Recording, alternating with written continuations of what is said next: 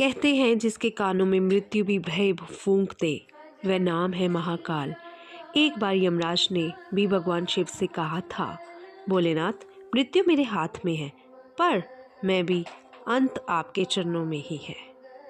और शिव मुस्कुराए, क्योंकि जहाँ शिव महाकाल रूप में विराजते हैं वहाँ काल यानी समय भी रुककर प्रणाम करता है, झुकता है। ऐसा पावन स्थान है उज्जैन का श्री महाकालेश्वर ज्योतिर्लिंग। दोस्तों, इससे जुड़ी एक सत्य घटना है जो मैं आपको बताने जा रही हूँ। वीडियो को अंत तक सुने और इसका इतिहास जानने की कोशिश करें। उज्जैन में एक समय एक असुर रहा, दूषण नाम का। वह तपस्या और वेद धर्म के विरुद्ध अत्याचार फैलाने लगा।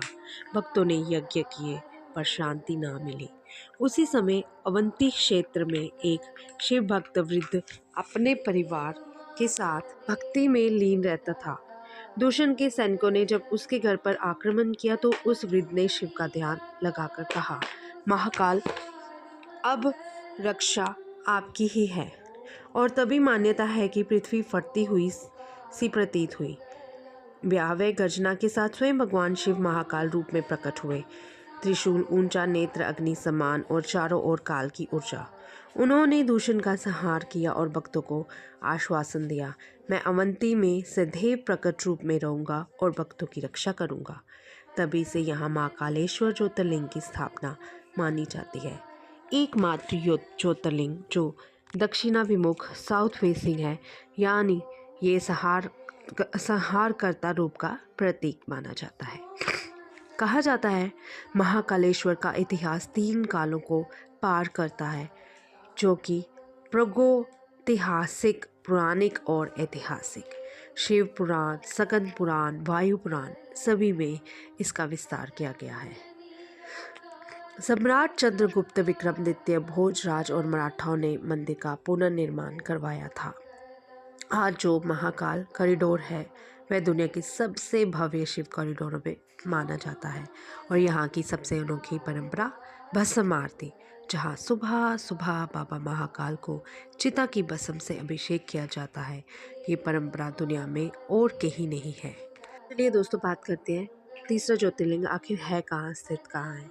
श्री महाकालेश्वर ज्योतिर्लिंग मध्य प्रदेश उज्जैन शहर में क्षिप्रा नदी के किनारे स्थित है। दोस्तों, ये स्थान भारत का प्राचीन समय केंद्र भी कहा जाता है, जहाँ से काल की गणना की प्रथा शुरू हुई है। अच्छा, बात आती है अब वहाँ कैसे पहुँचे और यात्रा की सुविधा क्या क्या है। दोस्तों, आप यहाँ पर 3 तरह से जा सकते हैं, एयरपोर्ट, रेलवे और सड़क मार्ग से भी आप जा सकते हैं। इंदौर एयरपोर्ट 55 किलोमीटर की दूरी पर है। यहाँ से उज्जैन के लिए सीधी बसें और टैक्सियाँ उपलब्ध भी हैं। और दूसरा, अगर आप रेलवे से जाते हैं तो उज्जैन जंक्शन देश के मुख्य शहरों से जुड़ा हुआ है। और सड़क मार्ग का रास्ता इंदौर उज्जैन हाईवे बेहतरीन भी है। भोपाल, देवास, रतलाम आदि से सीधे बसें मिलती हैं। तो बात करते हैं यहाँ पर ठहरने की क्या क्या व्यवस्था है। तो चलिए शुरू करते हैं। उज्जैन धर्म स्थान होने के कारण ठहरने की ढेरों सुविधाएं हैं। महाकाल मंदिर ट्रस्ट के गेस्ट हाउस बहुत सस्ते, धर्मशालाएं, जैन, वैष्णव, पंजाबी समाज, budget hotel, 3 star 5 star hotel आपको मिल सकते हैं।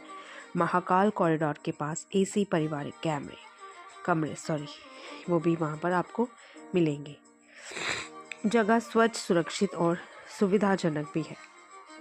बात खाने पीने की करें अगर, तो वहाँ पर महाकाल मंदिर के अंदर लंगर मिलता है।